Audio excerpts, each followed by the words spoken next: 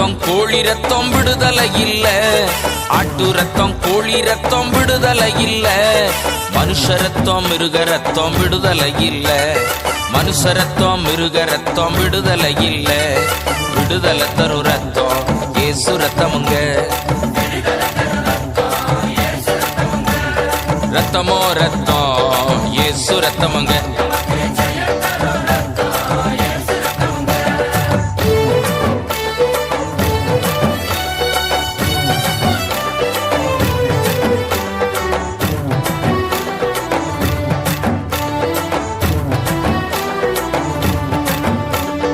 நமக்காக சிலுவையிலே சிந்தின ரத்தமுங்க, பாவ சாபம் நீக்கி நம்மை சுத்திகரிக்குமுங்க.